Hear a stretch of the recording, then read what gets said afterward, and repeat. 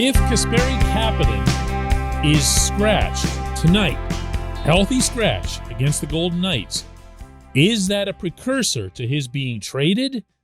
And if not, why not? Good morning to you. Good Friday morning. I'm Dejan Kovacevic of DK Pittsburgh Sports. This is Daily Shot of Penguins. It comes your way bright and early every weekday. If you're into football and or baseball, I also offer up daily shots of Steelers and Pirates where you found this. It will be Penguins versus Vegas tonight, 7:08 p.m. face-off at PPG Paints Arena. I'll be there covering it for DK Pittsburgh Sports. Hope you check out the full column that I write off the game on the website tomorrow. There's a better than realistic chance, based on the practice that was conducted yesterday at the arena, that Kapanen will be a healthy scratch for the first time this season. And that doesn't bring me joy, even though I've been advocating for it. It's not a satisfying outcome for anybody when you have a player who's got that much raw physical talent, who dominates practices in a way that's really rare in this game. He does things that are special. His teammates notice it. His coaches notice it. Even we reporters sitting in the seats watching these things notice it. But it doesn't happen in the games for him. It just doesn't. Why doesn't it? What's he missing? Why might he be scratched? Mike Sullivan, without explicitly stating that he'd be out of the lineup, did at least address the Kapanen subject yesterday after practice. As far as what our expectation is, or how Cappy can help himself moving forward, and Cappy and I have had a number of conversations about this, is trying to play the game the right way and just immersing himself in staying in the moment and just and playing the game the right way, and that entails a lot of things. It starts with a certain competitive spirit, but it's also attention to detail. It's being good on the wall. It's making sure that you win puck battles. It's going to the net. It's shooting the puck when the opportunity presents itself. It's defending and know what your role is amongst the group of five out there in each particular zone, and what your responsibilities are. That helps us with collective effort. It makes us hard to play against as a team. So there's a lot that's involved with it. But and these are conversations that we have with all of our players. All players go through the ebbs and flows in the season, and it's our responsibility as a coaching staff to try to help guys through that process. At the same side of the coin, it's also our responsibility to try to make decisions to help the team win. And we're trying to balance both of those scenarios.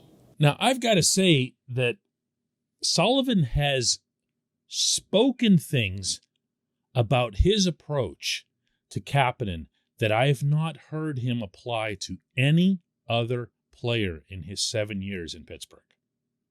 And by that I mean lines like how he's taking it personally, how he's made it his own challenge to bring out the best in this player. Now, whether or not, that challenge was issued by Ron Hextall and Brian Burke, I don't see that happening. That'd be kind of a teacher-pupil sort of approach. You would hope that they'd all be above with a head coach this experienced. I think he just wanted to do it himself. Coaches, the really good coaches, see someone like this in any sport, and they feel like they're failing if they can't get what they want or need out of that player. You heard Sullivan mention competitiveness, the spirit, the battle, all those standard keywords of his when it comes to Kapanen. So when you and I see him flying around the rink, we might think to ourselves, whoa, he's really giving it his all. The coaches know the difference. The coaches know exactly what he could be doing if he was going 100%. They know exactly the direction he could be skating, meaning forward, if he would listen to them when they repeatedly admonish him to not do all that pivoting and pirouetting that he does, especially when he gains an attacking zone. And maybe, just maybe, from the looks and the sound of it, they've had enough. And they're deciding to send a message a different way by having him watch the game upstairs with us. This portion of Daily Shot of Penguins is brought to you by the good people at the Greater Pittsburgh Community Food Bank, where they're committed to providing food for all of our neighbors in need across Western Pennsylvania. They, in turn, need your help. Find out how $1 can be turned into 5 full meals for those in need. Visit pittsburghfoodbank.org. One thing I feel that's important in this discussion is to avoid scapegoating, because when we're talking about the Penguins' lack of secondary scoring, we're now talking about 7 or 8 players, depending on where you would place Brock McGinn or Jeff Carter because of their histories and their being more likely to emerge from their slumps. But with Kapanen, there's also the not-so-small matter of his being the most likely piece to be traded in order to either bring back someone who's a better fit for the Sullivan system, or to simply free up the prorated remainder of his $3.2 million cap hit. Because as we keep hearing from management, and did again this week from Brian Burke, that's holding them down in a lot of different ways, not least of which is their ability to move players up and down from Wilkes-Barre. Valtteri Puustinen is in Pittsburgh. He was recalled last night. This was after the practice. Now, based on ample precedent, Puustinen has about as much a chance of playing in this game tonight as I do.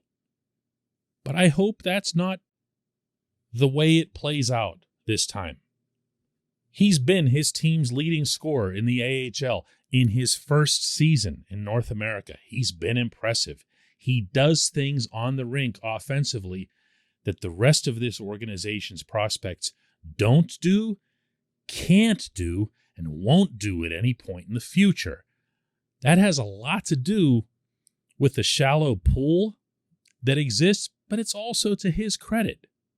He's got some instinct to him. He's got some offense. Let's see him. Put him out there. What is the worst thing that can happen? He might not score. Oh, no. He'd fit right in. He might commit a defensive lapse. Okay, and the Penguins are going to miss the playoffs then? No, of course they aren't. I've been saying this for a while now, and I apologize for those who've heard it repeatedly from me, but this is when you want to find out about Puustinen and Radim Zohorna and Drew O'Connor. Get them up here. Let them play. There's a lot of other seats available around where Kapanen will be sitting with us in press row tonight. When we come back, just one question.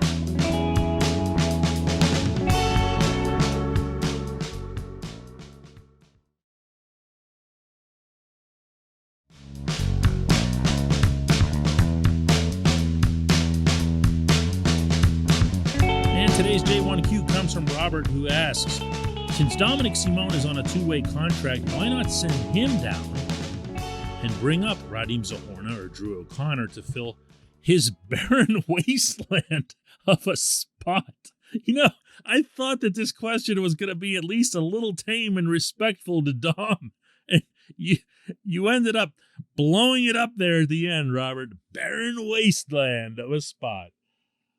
Dom isn't the only one, though. Dom is everyone's favorite punching bag, even though Dom has, like, a lot more goals than some of the other guys who aren't nearly as targeted.